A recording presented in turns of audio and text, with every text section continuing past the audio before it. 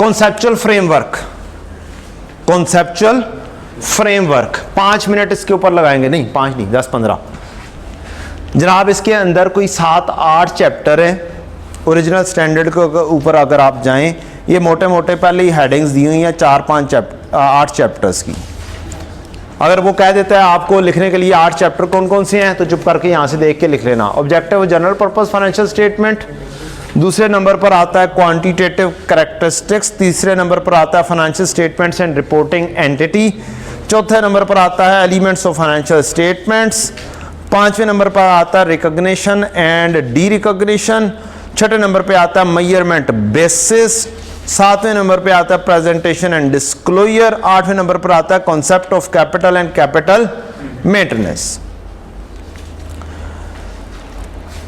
Measurement basis, one of the most important area with respect to theory, with respect to theory के measurement basis कौन कौन सी हैं। एक historical cost है, एक करंट वैल्यू है। आगे चल के इस पैरे पे चलते हैं, वहां पर जाकर देखते हैं 6.1।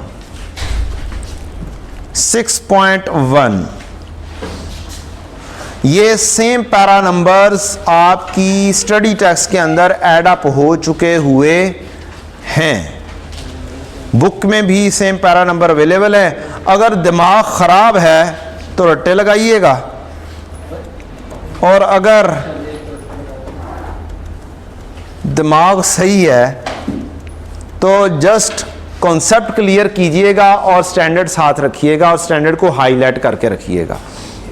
हाईलाइट हुए होंगे स्टैंडर्ड तो चीजें मिलेंगी, अगर हाईलाइट नहीं हुए होंगे फिर टक्करें लगेंगी। बस ये पक्की सच्ची सी बात है। आप चीज सिर्फ वो वहां पर ढूंढ सकते हैं जिसको आपने पहले से पढ़ा हुआ हो। और अगर आप आखिरी दिन उठाकर ये कहें कि बस मैं ये चीजें देख लेता हूं, ये पैरास को एनसर्कल कर लेता हूं, तो फिर बिलीव मी उसमें से चीजें निकलना मुश्किल काम है। फिर it's a time wastage at the end of in the paper. लेकिन अगर आपने पहले से पढ़ा हुआ है then it is a very beneficial thing. Historical cost क्या होता है जी? हिस्टोरिकल कॉस्ट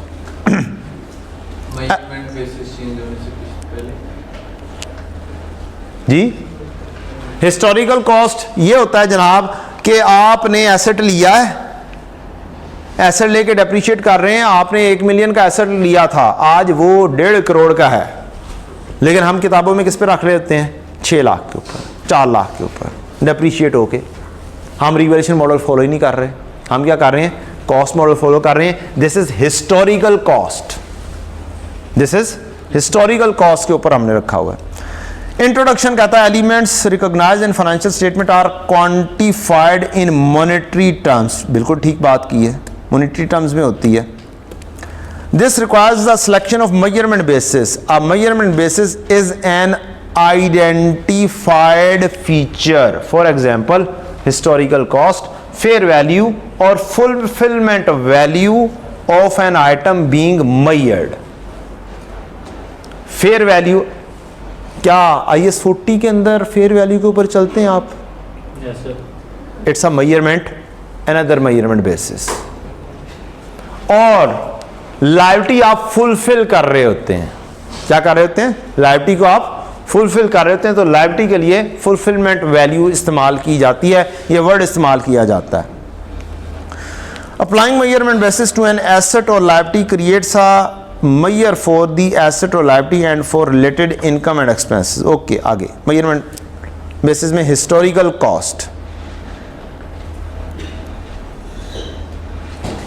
हिस्टोरिकल कॉस्ट क्या है जी?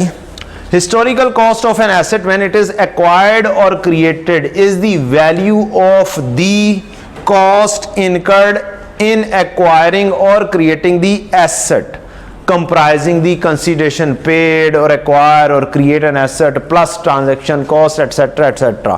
क्या एसेट के अंदर आप जो कॉस्ट डिटर्मिनेशन करते हैं उसके अंदर मेन वैल्यू होती है प्लस ट्रांजैक्शन कॉस्ट, फलाना फलाना फलाना टिमकाना, इंश्योरेंस, ये वो सारा कुछ शामिल होता है। वो एक लंबी लिस्ट, ठीक। तो ये वही वाली बात कर रहा है कि एसेट प्लस उसकी ट्रांजैक्शन कॉस्ट। और अगर क्वेश्चन आपको आ गया what are the different measurement basis. फिर हिस्ट्री के अंदर ऐसे क्वेश्चन आए हुए हैं जब ये ओपन बुक नहीं था। जब ये ओपन बुक हो गया था तो एक क्वेश्चन आया था ट्रू एंड फॉल्स का, और वो इसी तरीके से मुख्तलिफ जगहों से स्टेटमेंट उठाई थी और उसने क्या किया था, कहा था आओ क्वेश्चन करो, और उसमें से 8 में से 5 या 6 आराम से डायरेक्टली देख के हो सकती थी, प्रोवाइडेड आपने यहां से पढ़ा होता या आपको इसको पढ़ना आता होता तो भी आपने ढूंढ लेना था। अच्छा जी, historical cost of a liability when it is incurred और taken is the value of the consideration received to incur or take on the liability minus transaction cost। ये क्या कह रहा है?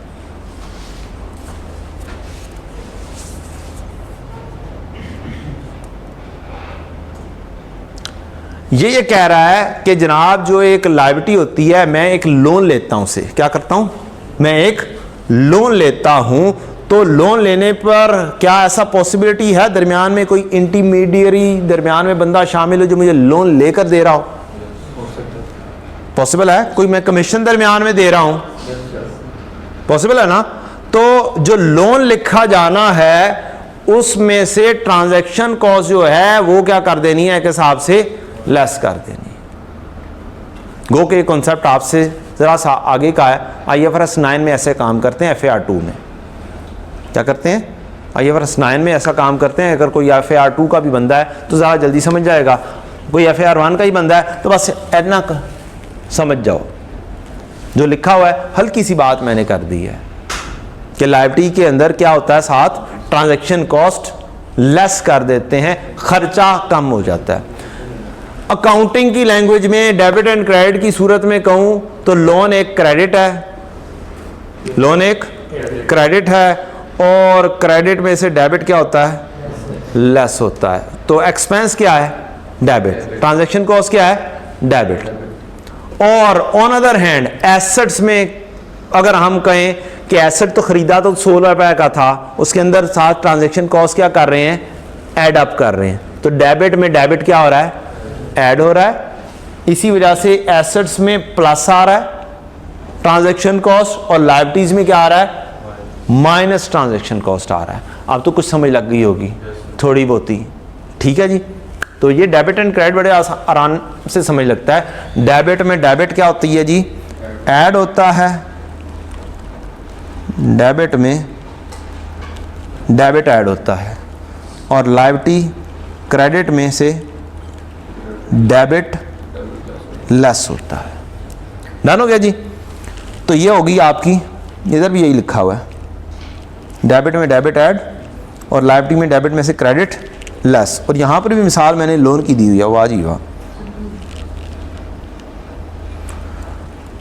अच्छा जी, historical cost of an asset updated over time to show, depict मतलब show, if applicable. Historical cost में आगे शो की जाती है कंजम्पशन वगैरह, जैसे आप एसेट खरीदते हैं तो वो कंज्यूम हो जाता है और आप डेप्रिसिएशन चार्ज करते हैं। Payment receive that extinguish part और ऑल ऑफ एसेट, आप वो डिस्पोज ऑफ कर देते हैं तो उसकी पेमेंट क्या करते हैं, रिसीव करते हैं, कि आप उसे गेट आउट बोल रहे हैं। The effect of events that cause part or all of the historical cost of the asset to be no longer recoverable, आप इम्पेयर कर देते हैं उसको कि वो अवेलेबल नहीं है, डाउन हो गई। हिस्टोरिकल कॉस्ट डाउन होने की बात कर रही है।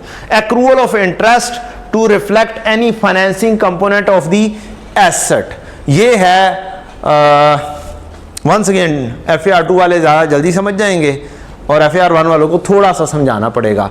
एक होती है डिसमेंटलिंग कॉस्ट, पढ़ा होगा, पढ़ाया भी होगा, क्या होती है जी, IAS 16 में डिसमेंटलिंग कॉस्ट होती है। क्या होती है जी, क्या आप कुछ अरसे बाद क्या कर देंगे, इसे डिस्पोज ऑफ करेंगे, तो डिस्पोज ऑफ करते हुए एक खर्चा आता है, ठीक, उसकी फ्यूचर वैल्यू की आप क्या निकालते हैं, प्रेजेंट वैल्यू निकालते हैं, ताकि आपका खर्चा क्या हो, आज है ऐड हो, वर्ड हमने वहां पर पढ़ा था present value of dismantling cost.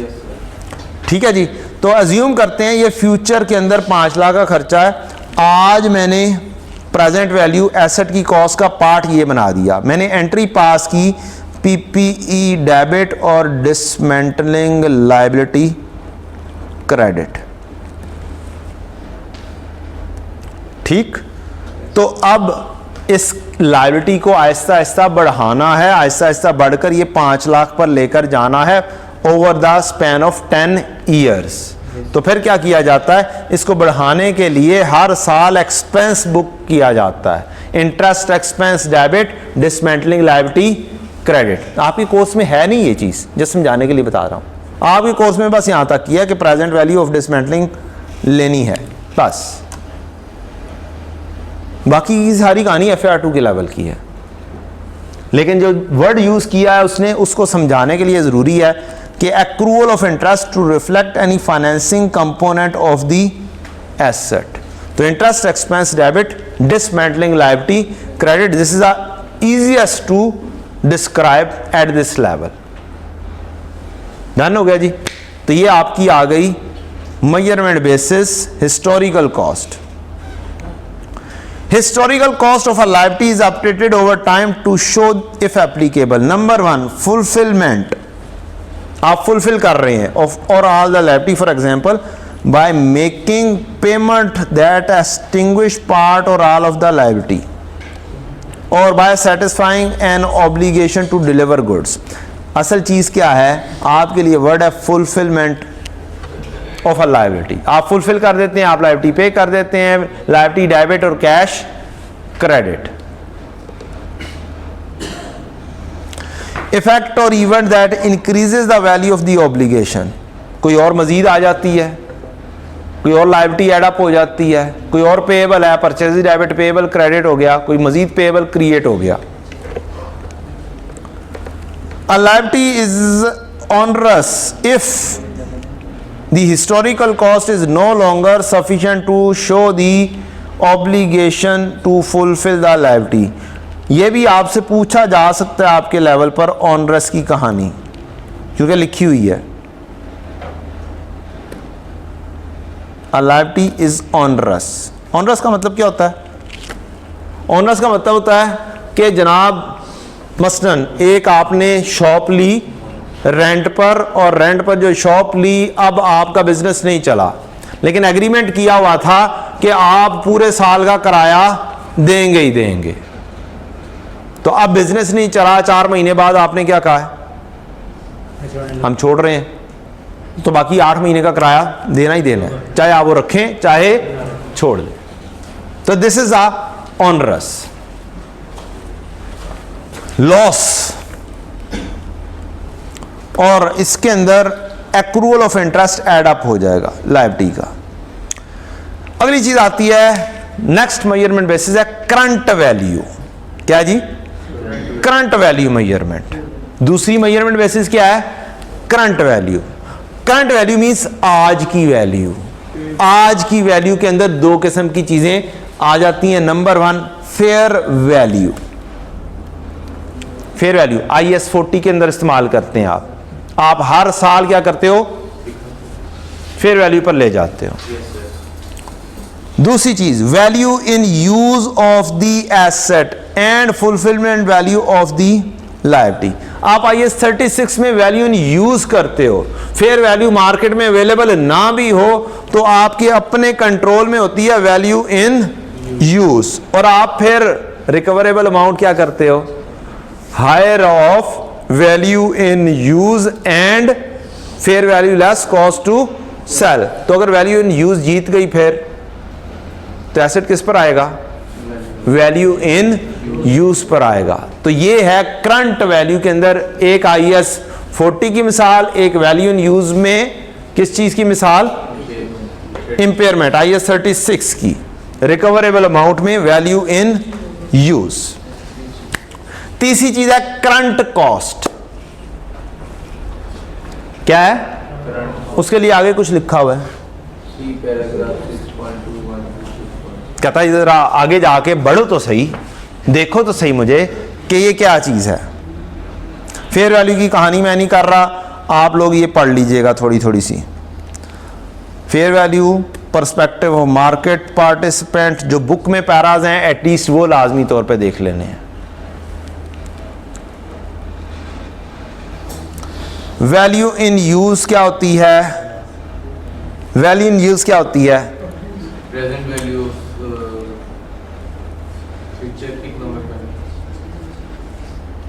Future economic benefit, सिर्फ बेनिफिट तो नहीं। Present value of future cash flows होता है। क्या होता है? फ्यूचर कैश फ्लोज होता है। हमेशा कैश फ्लोज लेते हैं, वहां पे डेप्रिसिएशन को एक्सक्लूड कर देते हैं। वहां पे कुछ एक लिस्ट आई है 36 में, क्या क्या चीजें कैश फ्लो में नहीं लेनी है आपने इवन फ्यूचर के अंदर जो उसको अपग्रेड करना है वो भी नहीं लेना, कोई टैक्स की पेमेंट है वो भी नहीं लेनी। तो future cash flow, cash inflow और आउटफ्लो ये लेने हैं, उस एसेट से पर्टिकुलर होकर लेने हैं। तो इस तरह की बातें हैं IAS 36 के अंदर, और वहीं से हम एक्सट्रैक्ट करते हुए बात करते हैं। और ये डेफिनेशन आप या तो रट्टा लगाएं या सही तरह से पढ़ लें। Value use is the present value of cash flows और other economic benefit that an entity expects to derive from the use of asset and from its ultimate disposal। तो इकोनॉमिक बेनिफिट आ जाएगा अगर वो कैश फ्लो के अंदर convertible है, cash flow वाला है। फुलफिलमेंट वैल्यू क्या चीज है? एक वैल्यू इन यूज हो गई, ये आ गई वैल्यू इन यूज। एक आ गई फुलफिलमेंट वैल्यू, ये किससे रिलेट करती है? लायबिलिटी से। ये भी प्रेजेंट वैल्यू ऑफ कैश है या economic benefit that entity expects to be obliged to transfer. Means जो अभी थोड़ी देर पहले बात की थी मैंने, ये फिर क्या होगी? लायबिलिटी के हिसाब से ये फुलफिलमेंट वैल्यू होगी। क्या होगी जी? लायबिलिटी के हिसाब से ये फुलफिलमेंट वैल्यू होगी। ये मजीद बढ़ेगी, इंटरेस्ट ऐड अप होगा। 280 के अंदर 2 लाख से ऐड अप हो गया, कितना हो गया? 480। एक साल के बाद ये 480 क्या होगी? फुलफिलमेंट वैल्यू होगी। That has to be extinguish, खत्म जिसको करना है।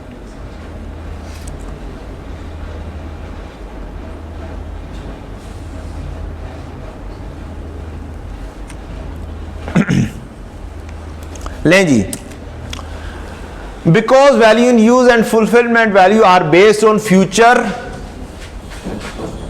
cash flows, they do not include transactions cost incurred on acquiring as an asset or taking on a liability. However, value in use and fulfillment value include the present value of any transaction cost expected to incur on the ultimate disposal of the asset or liability। ये क्या कह रहा है? ये कह रहा है future cash flows नहीं लूंगा मैं, प्रेजेंट वैल्यू लूंगा उसके अंदर, क्योंकि सारी चीजों की आप क्या करेंगे? उसकी प्रेजेंट वैल्यू के ऊपर लेकर आते हैं। इस वजह से यहां पे वो कह रहा है कि फ्यूचर वाली वैल्यू नहीं लेनी, मैंने उसकी क्या करनी है?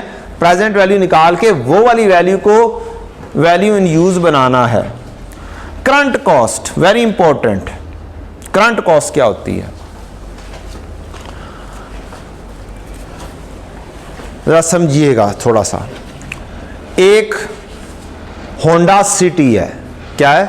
एक होंडा सिटी है। आज कितने की ली? 80 की हो गई है ना कर यार, क्योंकि मुझे डरा रहा है यार। 50 के करीब की हो गई, 40 की हो गई है, 47 की हो, 50 लगा लेते हैं यार। नहीं भाई, अब तो कहानी मुक गई है। भावें 80 दी होवे सानू की, हाँ भावें करोड़ दी होवे, भावें 1.5 करोड़ दी हो जाए, सानू की।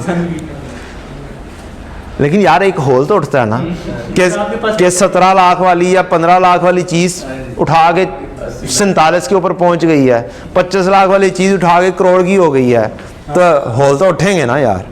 कि सोचने का सोच सकता है यार 25 लाख जमा करके वो लेनी है, वो पता चले करोड़ की हुई है। तो यार करोड़ की एक चीज ली, ठीक है, जरा थिंक बिकर हाँ, हैवी लेवल के ऊपर सोचा। 1 करोड़ की चीज ली बेटा आपने, कितने की ली? 1 करोड़ की ली आपने, ले ली सिविक। हाय हाय हाय, सिविक ले ली आपने 1 करोड़ की। अब मजा आया। तो चलें जी, 1 करोड़ की सिविक आपने ले ली है। अब आपने क्या करना है, उसे डेप्रीशिएट किया, फिर और डेप्रीशिएट किया और किया। आपने 10 साल के अंदर उसे डेप्रीशिएट करना है। आप 4 साल गुजार चुके हुए हैं। कितने पे आई होगी? 60 लाख। 60 लाख। कितने पे होगी? 40 लाख निकल गई। कितने पे? 4 साल गुजर चुके हैं, 60 लाख पर है। ठीक। अब आपने इसकी करंट वैल्यू देखनी है। क्या देखनी है? करंट कॉस्ट देखनी है। आप क्या उसको कहोगे कि यार मैं ये ऐसा करता हूं कि मैं क्या करता हूं, इसकी वैल्यू लगवाता हूं, ये होगी करंट कॉस्ट? नहीं, ये नहीं होगी। करंट कॉस्ट होगी 4 साल बाद आपने देखना है कि अगर आज मैं नई लूं तो आज कितने की है, आज कितने की है, और उसकी 4 साल की डेप्रिसिएशन लगाऊं तो कितने की बनेगी। This is current cost.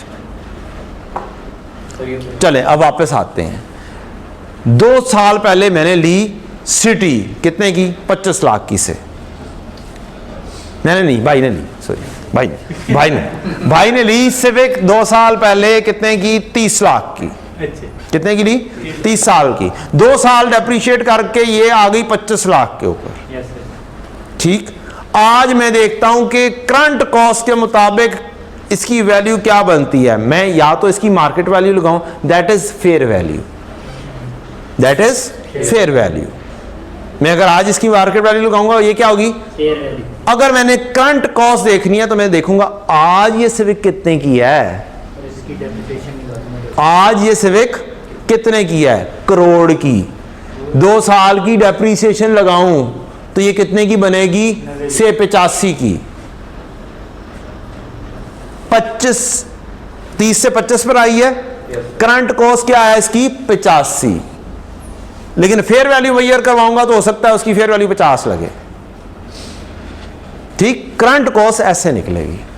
अब पढ़ते हैं जी। करंट कॉस्ट हम लोग यूज भी करते हैं अपने स्टेटमेंट्स वगैरह में, या तो करंट कॉस्ट यूज हो जाती है अगर आपका बिजनेस आपने क्लोज करना या बंद हो रहा है एक हिसाब से, तो तब आपकी मेजरमेंट बेसिस हिस्टोरिकल नहीं रहती, तब आपने चेंज करनी होती, तो तब आप करंट कॉस्ट यूज कर सकते हैं या फेयर वैल्यू यूज कर सकते हैं।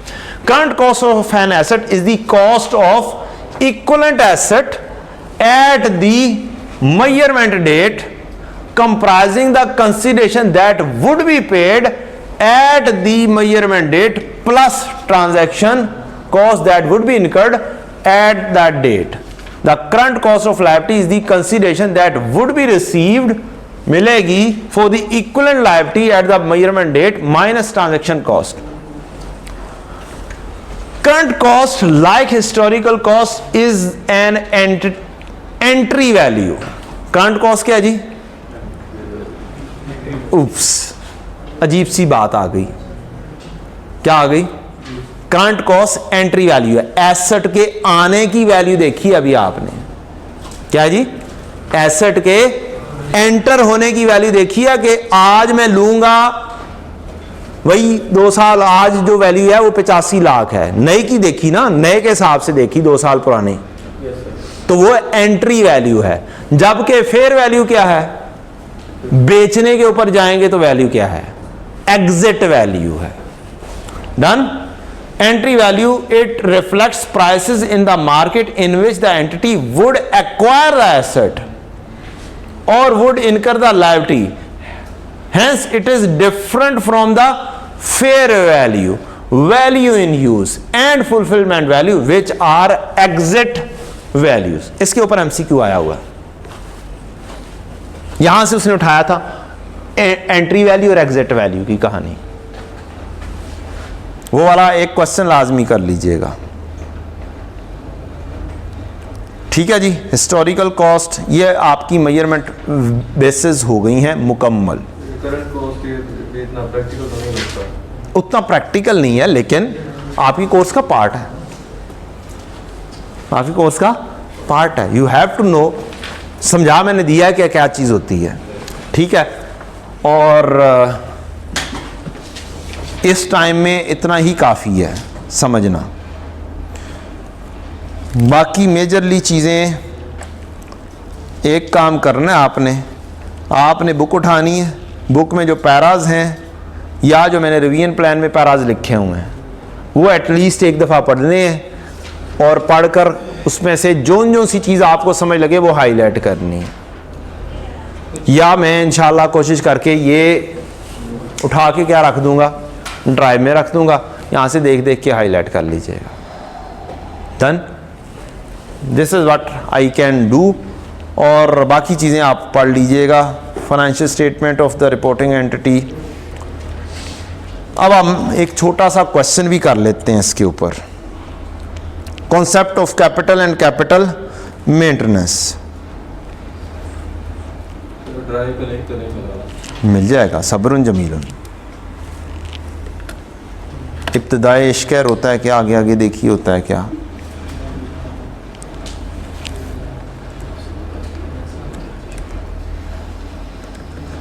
अच्छा जी, किधर गया कॉन्सेप्चुअल फ्रेमवर्क, ये है, होप सो यहाँ पे मौजूद होगा।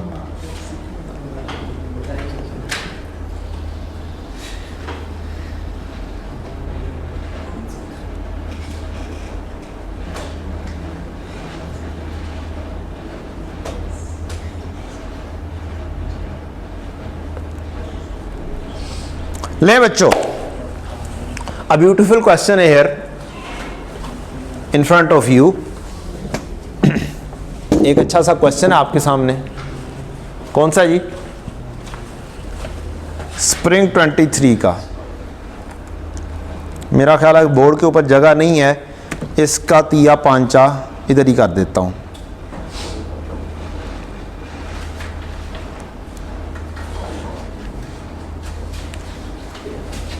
यहाँ कहीं पे होना चाहिए। क्या हुआ जी, क्यों सारा कुछ गायब हो गया?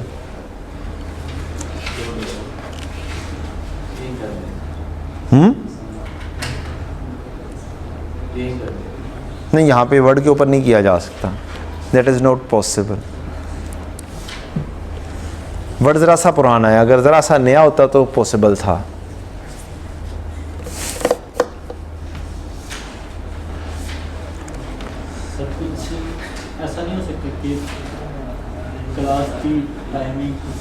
नहीं, आगे पीछे कर किया जा सकता है, थोड़ा बहुत मज़ीद बढ़ा दी जाए, ये चाह रहे हैं ना, बढ़ा दी जाए, थोड़ा सा बढ़ा दिया जाए, 4 बजे तक ले जाया जाए इसको। हाँ, कोशिश करते हैं बात करने की, मैनेजमेंट से बात करनी पड़ेगी। आज बात कर लूँ, आज 6 बजे तक ले चलता हूँ। दोपहर का खाने का थोड़ा भाई इंतजाम आपके ज़िम्मे हो गया, क्योंकि आपकी फरमाइश पे बढ़ेगा काम।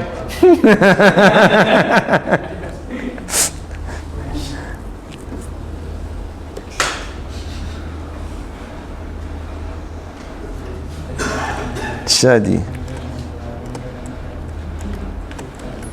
यहाँ पे क्या रीसेंट अटेम्प्ट रखा हुआ है, नहीं रखा हुआ?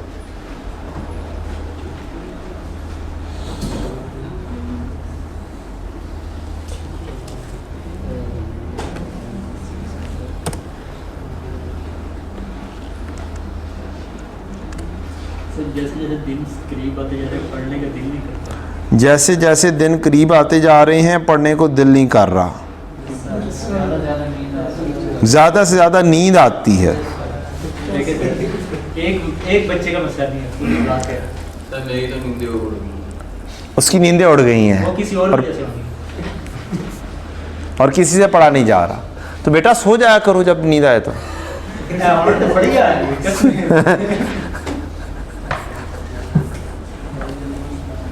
हैं, जब नींद आए तो सो जाया करो। 22 घंटे नींद आती है, 2 घंटे हम थक जाते हैं। नींद तो अभी भी ऐसे दिन नहीं करता, नींद तो अब भी आ रही होगी। क्या सर ने कॉन्सेप्चुअल फ्रेमवर्क शुरू करवा दिया है? कोई SNP होता, कोई मज़ा आता, कोई थ्रिल होती। ये क्या बच्चों वाली कहानियाँ, ये तो हमने पढ़ा हुआ है। ये तो मैक्सिमम आएगा भी तो 8 मार्क्स का आएगा। खैर है 8 मार्क्स ही है ना, जाने देते हैं। 92 तो है। क्या 92 तो पीछे है ही ना, 92 में से पास करने की कोशिश करेंगे। उसमें से एक सवाल नहीं आता हमें, वो वाला चैप्टर हमने किया नहीं हुआ। चलें कोई बात नहीं है, 80 में से तो आएगा ही ना। 80 में से हमें जनाब, हमने बहुत अच्छा सा सवाल किए हैं और हमारे 40 मार्क्स आए हैं, 50%। आप बिलीव मी, आप अपने ऊपर एनालिसिस कर लो, पिछले स्टूडेंट्स के ऊपर, उनसे पूछ लो जिनके आए हैं 45 मार्क्स, उन्होंने तकरीबन पेपर किया होगा 88 मार्क्स का, 85 मार्क्स का। जितने का पेपर अटेम्प्ट किया आपने उसका 50% तकरीबन 50% हम ले रहे होते हैं, मोर और लेस हम 50% ले रहे होते हैं। लैग कहां पे कर रहे होते हैं, एक सवाल छोड़ देते हैं, उसमें से पासिंग मार्क्स मौजूद होते हैं जो हम छोड़ देते हैं। जितना आता है उतना करके छोड़ो। हैं, जितना आता है उतना तो करो। हम क्वेश्चन देखते हो यार ये तो बड़ा मुश्किल सवाल है, हमसे नहीं होगा, ऐसा करते हैं, ऐसे छोड़ देते हैं। वैसे खुदा का शुक्र भी अदा करना चाहिए, कभी कभी एक ना आता हो तो चलो कोई नहीं, वही 3-3.25 घंटे हैं जो 85 मार्क्स पे करने हैं एलोकेट, ज़्यादा टाइम मिल गया, लेकिन ओवर रिलैक्स भी नहीं होना चाहिए। ये पॉसिबल नहीं है बच्चों कि किसी ने पढ़ा हुआ है, पूरा कोर्स कवर किया हुआ है, जितना मर्जी मुश्किल क्वेश्चन हो, ये पॉसिबल नहीं है कि उसमें से वो कुछ एक्सट्रैक्ट नहीं कर सकता।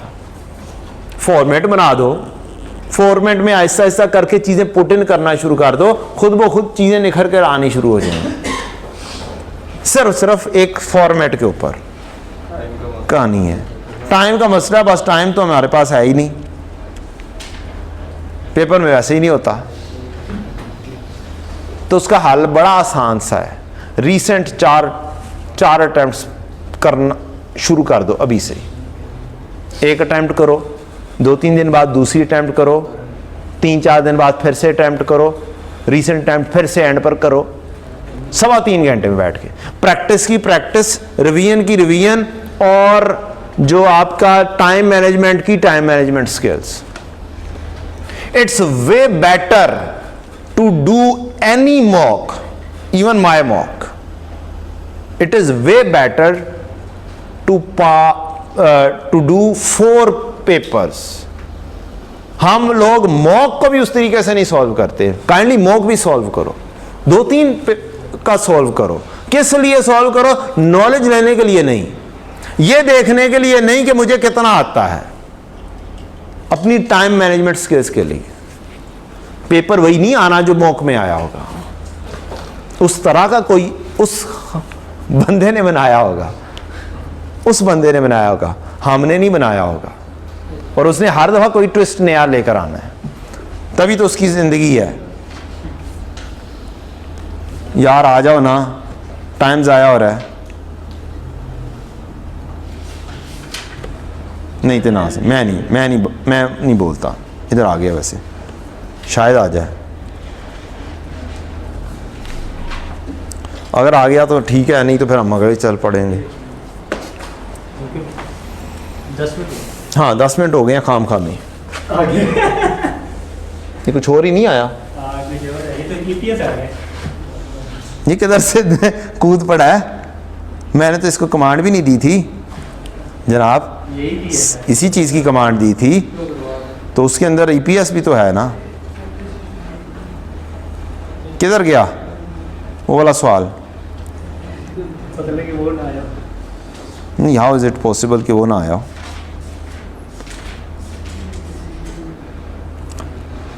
तो 36 आ गया। ये कौन सा है? और ये आ गया जनाब, आपका फेवरेट क्वेश्चन। जनाब इज़्ज़त माप, 3 किस्म की मेजरमेंट होती है। एक फाइनेंशियल कैपिटल मेंटेनेंस, एक फाइनेंशियल कैपिटल में रियल फाइनेंशियल कैपिटल, और एक है physical capital maintenance. Physical capital maintenance में इंटरेस्ट का जो है वो इस्तेमाल किया जाता है इंटरेस्ट की, आपने लेनी होती है एक एडजस्टमेंट, इंटरेस्ट कहता हूँ, इन्फ्लेशन एडजस्टमेंट लेनी होती है, और वो होती है specific to the product. Real financial capital maintenance में होती है जनरल इन्फ्लेशन लेनी होती है, और हिस्टोरिकल जो मनी फाइनेंशियल कैपिटल मेंटेनेंस है वो हिस्टोरिकल कॉस्ट के ऊपर चलती है और कुछ भी उस पर एडजस्टमेंट नहीं लेनी होती। हम इंशाल्लाह इस क्वेश्चन के साथ तीनों की डीलिंग कर देंगे। क्या करेंगे? तीनों की डीलिंग कर देंगे। अभी कौन सी डीलिंग क्वेश्चन की रिक्वायरमेंट में है, थोड़ा सा इलाज कर देते हैं। सही लिखा हुआ नजर नहीं आ रहा, ऐसा ही है ना? आ रहा? उसने कहा है प्रिपेयर स्टेटमेंट ऑफ प्रॉफिट और loss and statement of financial position equity portion only in accordance with the physical capital maintenance. Physical capital maintenance में inflation with respect to the product specific for the product होती है। 1 मार्च 22 पर फलानी company ने business शुरू किया है और 60,000 रुपये से बिजनेस शुरू किया है, which was used to purchase 2 items. Detail of cost and sale of the item on year ended 28 फरवरी 23 है। इसका मतलब क्या है बच्चों? इसका मतलब है उसने कैश डेबिट किया है और कैपिटल क्रेडिट किया है। कितने के साथ? 60 के साथ। उसके पास कैश कितना है? 60 है। क्या है? 60 है। अब इसको मेंटेन करना है उसने 60 को, मींस क्लोजिंग के अंदर उसका 60 आना चाहिए with respect to money financial capital maintenance, कोई एडजस्टमेंट नहीं। उसके पास 60 के ऊपर जनरल इन्फ्लेशन आनी चाहिए। क्या आनी चाहिए? जनरल इन्फ्लेशन आनी चाहिए। अगर उसका कौन सा है? Real financial capital maintenance, real वाली, और 60 के ऊपर 1 प्लस स्पेसिफिक इन्फ्लेशन आनी चाहिए अगर वो चाह रहा है फिजिकल कैपिटल मेंटेनेंस। ये काम है, ये है मेंटेन करने वाला काम। इंक्रीज किस तरीके से करना है, किस तरीके से मैनेज करना है। ठीक, तीनों चीजें मैंने बता दी कि ये 60 as it is money financial capital maintenance में मेंटेन करने का मतलब है जो सी चीज opening plus new cash, opening plus new cash जो रेज हुआ है वही मेंटेन करना है। यहां पर आना चाहिए है 60 मनी फाइनेंशियल कैपिटल मेंटेनेंस में, 60 के ऊपर जनरल इन्फ्लेशन लगा दें तो रियल फाइनेंशियल कैपिटल मेंटेनेंस में 60 के ऊपर 1 प्लस स्पेसिफिक इन्फ्लेशन लगा दें फिजिकल कैपिटल मेंटेनेंस में। ये होनी चाहिए अगर परसेंटेज में सिर्फ कहानी दी हुई है तो। अब आते हैं हम क्वेश्चन के ऊपर। कहता है मेरी 2 प्रोडक्ट्स थी, ए और बी मैंने इससे खरीदी थी। एक 25 की खरीदी थी, एक 35 की खरीदी थी, और मैंने फिर ये बेच दी है 55 और 70 की। उसने मुझे कहा प्रॉफिट एंड लॉस बना दो। क्या बना दो?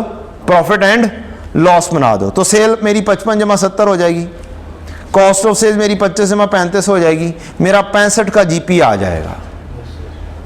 ठीक। ऑन अदर हैंड मेरे पास इक्विटी मौजूद है कितने की? 60 की। अब मेरा है फिजिकल कैपिटल मेंटेनेंस। इससे रिलेटेड वो कहता है जनरल इन्फ्लेशन 8% है, inflation specific to product A 12% है, रिप्लेसमेंट कॉस्ट अगर मैं आज खरीदूं नई तो ये कितने की मिलेगी? At end of the year 45 है। इट मींस उसने इन्फ्लेशन इंपैक्ट लेने के बाद की वैल्यू दे दी है। तो इसका मतलब ये जो 60 है फिजिकल कैपिटल मेंटेनेंस में with respect to this question 60 लिया हुआ था। अब ये बढ़कर होना चाहिए सीडी में, एक 25 की प्रोडक्ट थी, एक 35 की थी। 35 35 वाली का तो फाइनल बता दिया 45 होना चाहिए, और 25 वाले का उसने कहा है 1 प्लस रेट कितना बढ़ेगा, ये 12%, स्पेसिफिक प्रोडक्ट ए बढ़ेगा 12%। मुझे ये बताएं क्या वैल्यू बनेगी?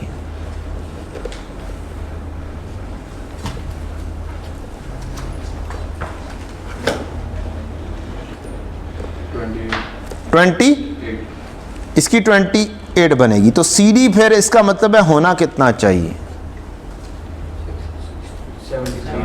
73 मेंटेन करेंगे अगर हम इसकी कैपेसिटी, तो फिर क्या होगा, ये 73 पर आना चाहिए, तब बात बनेगी।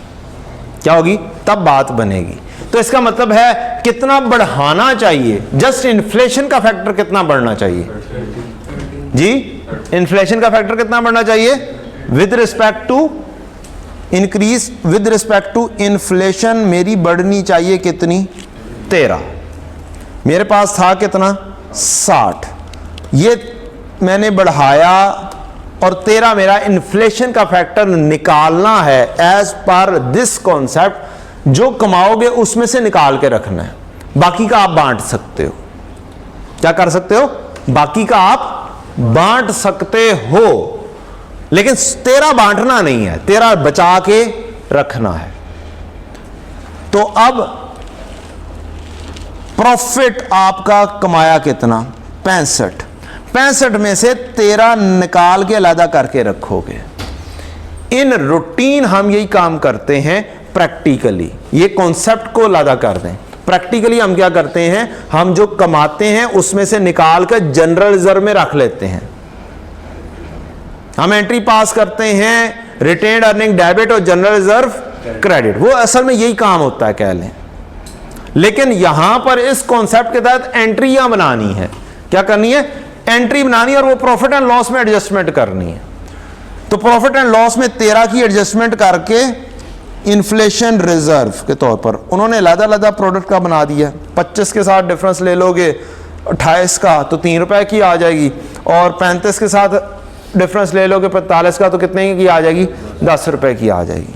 तो ये दो एडजस्टमेंट्स 13 की हुई, तो मेरा प्रॉफिट कितना शो हो जाएगा? 52 का, और 13 क्या आ जाएगा? इन्फ्लेशन रिजर्व 13 का ये, और प्रॉफिट एंड लॉस इक्विटी में आ जाएगा 52 का। अब ये तो मैंने वर्किंग बनाई थी, टोटल अब कर दें, इसमें 52 भी ऐड कर दें, आपका सीडी बन जाएगा। ठीक है जी, ये आपकी हो गई। अगर आपने इसके हिसाब से देखना है, opening inflation reserve 13 add up होगा, इक्विटी एडजस्टमेंट आफ्टर इन्फ्लेशन, और ये प्रॉफिट ऐड हुआ तो ये टोटल 125 हो जाएगा, जो कि मेरा इन दोनों के बराबर है। This is a concept of physical capital maintenance. अब आपने एडजस्टमेंट करनी है अगर रियल फाइनेंशियल कैपिटल मेंटेनेंस में, रियल, तो उसमें जनरल इन्फ्लेशन लेनी है। बीडी नील था, कैश मेरा आया था 60। अब सीडी फिर उसके मुताबिक कितना होना चाहिए? 60 के ऊपर 1 पॉइंट कितना बढ़ा दूं? कितना दिया हुआ जी? 8% दिया हुआ है जनरल इन्फ्लेशन। कितना हो जाएगा? 64.8। इसका मतलब मेरा इन्फ्लेशन रिजर्व कितनी आएगी? इन्फ्लेशन के साथ कितना बढ़ाना है? 4.8 की इन्फ्लेशन रिजर्व आएगी। अब एंट्री ट्रांसफर होके क्या आएगी? 4.8 ट्रांसफर होगी। फिर यहां पर अगर यही चीज बन रही होती और लाइट चली जाती, तो लें जी, अगर हमारी होगी क्या चीज भला?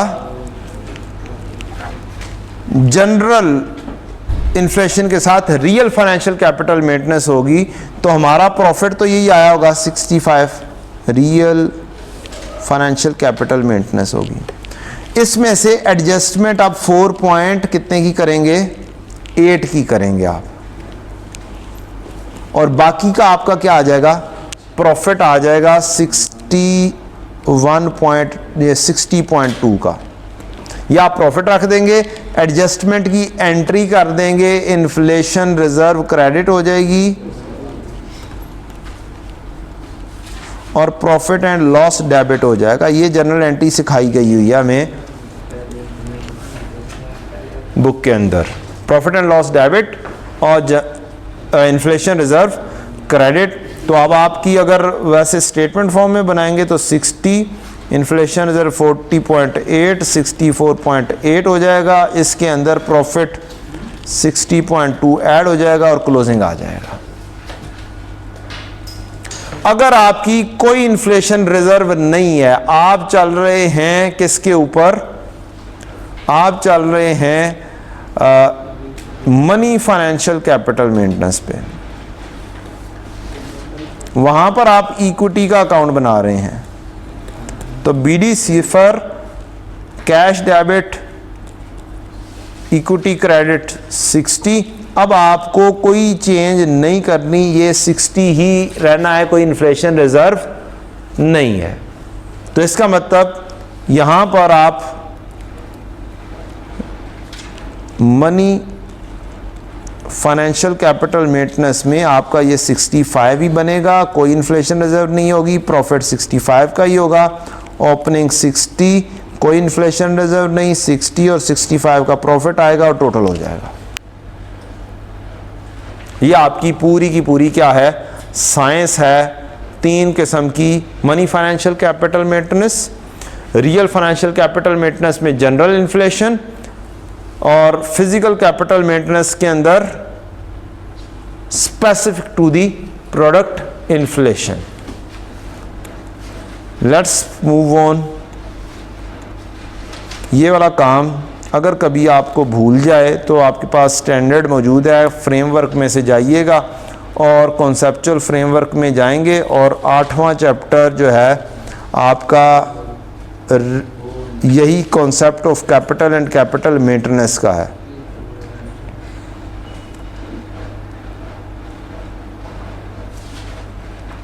ये आपका आ गया concept of capital and capital maintenance, financial capital maintenance, money financial capital maintenance. यहाँ पर आप 8.7 में अगर आप चले जाएंगे, यहाँ पर फाइनेंशियल कैपिटल मेंटेनेंस लिखा हुआ है और यहाँ पर आप लिख लेंगे जनरल इन्फ्लेशन लगती है फाइनेंशियल कैपिटल मेंटेनेंस में, और ये कांस्टेंट परचेजिंग पावर के लिए इस्तेमाल होती है।